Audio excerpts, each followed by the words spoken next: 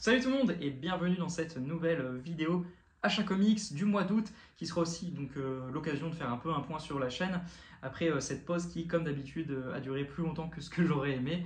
La raison principale, comme je l'ai évoqué dans les vidéos juste avant de faire la pause, c'est tout simplement que je m'apprêtais à faire un déménagement. C'est chose faite, je me suis installé dans mon nouveau chez moi comme vous pouvez le voir avec ce nouveau décor.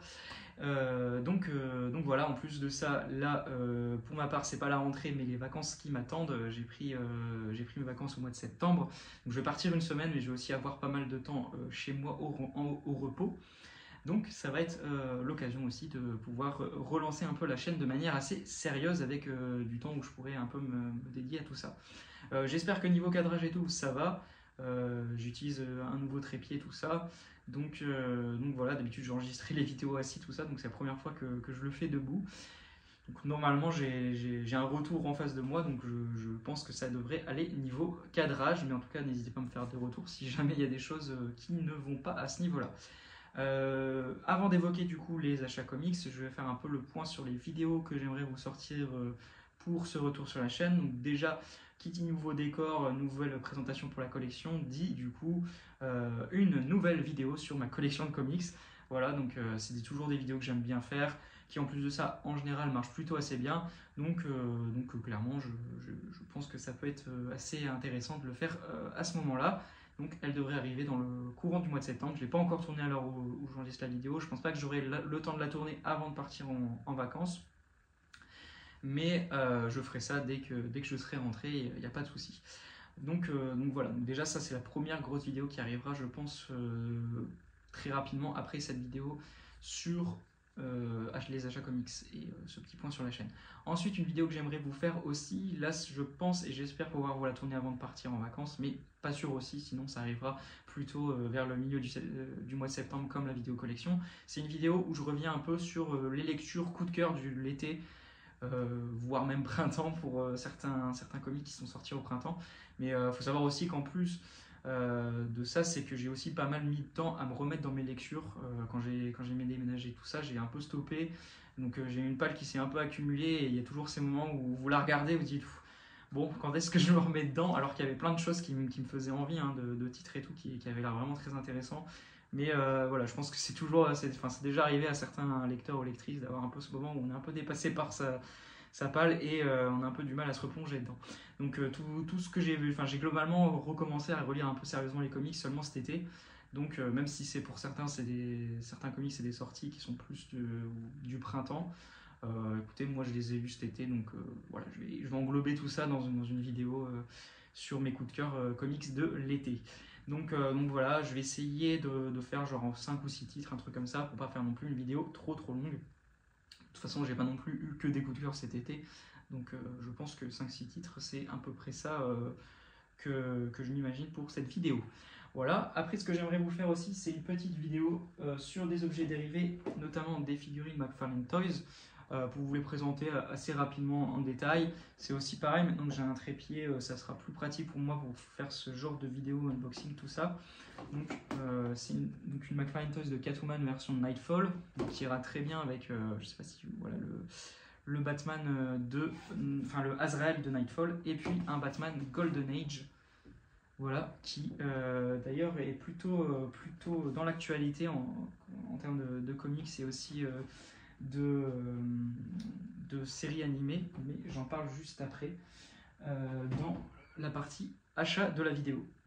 Voilà, donc j'espère vous faire aussi une petite vidéo sur ces deux petites figurines, et puis après, bien évidemment, des vidéos sur les sorties comics récentes, notamment ce que je vais vous présenter juste après dans les achats du mois d'août, et puis aussi, pourquoi pas, faire des vidéos plus centrées sur l'actualité VO, avec notamment cet automne, avec octobre-novembre, qui risque d'être très chargé, avec, on va dire, la nouvelle ère all-in de DC Comics, avec beaucoup de nouvelles séries, beaucoup de nouvelles équipes créatives, et puis le tout nouvel univers Absolute qui va se lancer, avec Absolute Batman, Wonder Man, etc.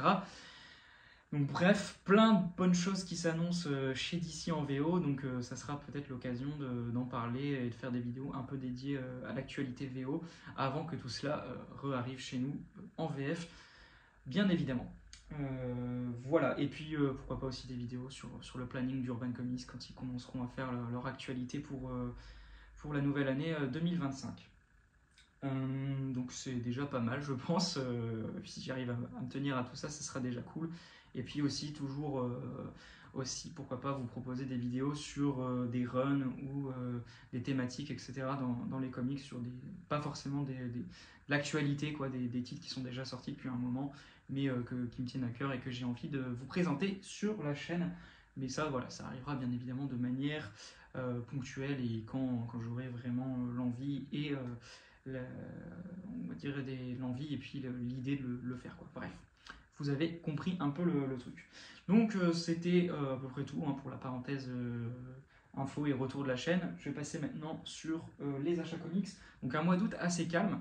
D'ailleurs, je vais l'évoquer aussi juste après, quand j'aurai fait le tour des achats du mois d'août, mais le mois de septembre sera de ce même ordre, voire encore plus calme que ça, pour me concernant en tout cas. Donc, que du Urban Comics, d'ailleurs, je préfère prévenir, avec Dawn of GSA, donc tome 2. Donc, toujours un coup de cœur, j'ai déjà lu, je peux déjà vous dire que la série est toujours aussi géniale à suivre, j'adore. Et je vous ferai une vidéo dédiée sur cette sortie comics.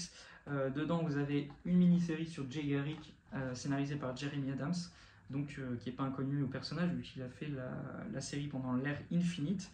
Et au dessin, donc, c'est, que je dise pas de bêtises, Diego Olortegui, donc, qui va d'ailleurs ensuite reprendre la nouvelle série GSA, après celle de Jeff Jones, qui sera donc en 12 numéros. Donc avec les nouveautés All-In qui arrivent cet automne chez DC en VO, et donc qui arrivera très certainement chez nous printemps-été 2025, je pense, sans trop m'avancer. Donc voilà, donc ça c'est la première partie du tome, et puis après vous avez le retour de la série GSA par Jeff Jones et Mickey Ramin pour la grande partie des dessins. Donc voilà, toujours aussi kiffant cette série qui va vraiment s'intéresser à toute l'histoire et l'étendue que peut avoir l'équipe de la GSA à travers différentes époques, le passé, le présent et le futur. Donc c'est vraiment une super série et un coup de cœur me concernant, donc je vous recommande très très très chaudement cette série si vous n'êtes pas toujours lancé dedans. Et puis après bien sûr je vous donne rendez-vous plus tard sur la chaîne pour une vidéo vraiment plus détaillée sur le comics. Ensuite, donc pourquoi je parlais de la figurine Batman Golden Age qui est plutôt d'actualité, parce que tout simplement, donc il y a cette sortie comics chez Urban qui va donc publier donc, une série en 3 numéros format Prestige Black Label, qui donc se déroule dans les années 39-40, qui était donc l'époque où Batman est apparu pour la première fois dans Detective Comics 27, donc en 39. Et donc là on reprend bien évidemment toute cette esthétique avec un Batman qui reprend son costume du Golden Age et avec une histoire qui va se passer durant cette époque là. Donc ça je suis vraiment très impatient de le lire. C'est scénarisé par Dan Rugen, c'est dessiné par Mike Perkins, et graphiquement déjà ça a l'air super beau. Moi j'adore Mike Perkins et là il a l'air vraiment très très en forme, donc voilà, ça je suis très impatient de le lire. Et en plus de ça, toujours dans cette actualité Batman Golden Age, il y a aussi la série qui est sortie durant le mois d'août, Batman The Cape Crusader, donc la série animée qui est dispo sur Prime, donc qui pareil reprend le Batman dans les années 39-40, avec cette esthétique là, tout ça. Donc c'est vraiment, je trouve plutôt cool qu'Urban l'ait sorti à ce moment là, ça fait sens. Et du coup la série animée qui est vraiment très très bonne, que je vous recommande si vous n'avez toujours pas regardé là aussi. C'est vraiment génial, j'ai beaucoup aimé et j'attends la saison 2 avec beaucoup d'impatience. Et dernière sortie, donc je suis en pleine lecture, je suis à peu près à la moitié, c'est Danger Street de Tom King et Rory Fornes. Donc ils ont déjà fait une maxi-série sur Rorschach que j'avais bien aimé, mais qui m'avait moins parlé que certains des travaux de Tom King en maxi-série. Par exemple, j'ai adoré Mr. Miracle, Strange Adventure, son Batman Catwoman, enfin bref. Mais Rorschach, j'étais un peu moins fan. Donc ce Danger Street, je l'attendais, mais pas non plus énormément, je vous cache pas. Moi j'adore Tom King, c'est un de mes auteurs favoris chez DC. Mais voilà, ce travail-là, j'étais moins impatient de le découvrir. Et puis je m'étais pas trop renseigné sur le pitch et tout, mais je savais globalement ça allait parler de personnages assez obscurs de l'univers d'ici. Donc bref, tout était un peu aligné pour que j'étais pas non plus Très impatient de le découvrir, mais franchement pour l'instant c'est une très très bonne surprise. Moi je me régale à la lecture, je suis très impatient de continuer. Donc j'espère que ça va me plaire jusqu'au bout. Et ça aussi, j'espère vous faire une vidéo en détail pour parler de cette maxi-série de Tom King et Jorge Fornes qui s'annonce pour l'instant vraiment très très bonne. Voilà pour les achats comics, donc qui sont nombre de 3, c'est assez calme comme je vous l'ai dit, mais bon ça revient quand même assez cher malgré tout parce que Urban a encore augmenté ses prix, ça me fait vraiment chier par contre, et ça commence vraiment à être très très relou.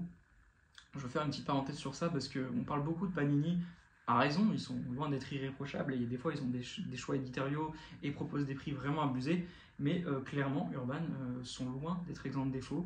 Et là, la dernière augmentation là, qui date du mois de juillet où tous les comics ont pris 1 euro, je trouve que c'est vraiment abusé. Il faut vraiment qu'ils arrêtent parce que là c'est juste très énervant, je trouve, personnellement.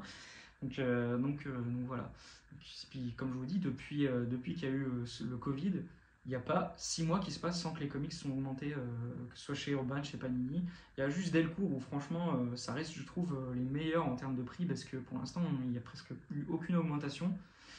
Mais vraiment chez les deux éditeurs principaux, donc DC Marvel, donc Urban et Panini, ça devient n'importe quoi et il faut vraiment qu'ils arrêtent parce qu'à un moment, faut pas déconner. Enfin, je veux dire, on pourra pas tout suivre et puis on devra faire de plus en plus de choix, quoi. Enfin bref, ça c'est pas une grosse nouveauté, hein, tout le monde s'en plaint, mais voilà, je voulais quand même en parler parce que je trouve que faut pas non plus tout le temps se concentrer sur Panini et Urban, et comme je viens de le dire, Urban est loin d'être exempt de critiques. Voilà. Donc j'espère encore une fois que cette augmentation est la dernière pour un petit bout de temps parce que ça commence à être très pénible. Voilà, donc j'espère que cette vidéo vous aura plu. Bon, on termine pas sur la meilleure des notes, mais voilà, donc on se dit à très bientôt pour une prochaine vidéo. Du coup, ça sera soit la vidéo bilan sur mes lectures d'été, ou bien une vidéo collection. Prenez soin de vous, et puis bonne rentrée à tous et à toutes, si c'est le cas pour vous, ou sinon, si comme moi vous avez pris vos congés en décalé, on sait jamais, bonnes vacances ou bon repos. Et puis à très bientôt, salut tout le monde.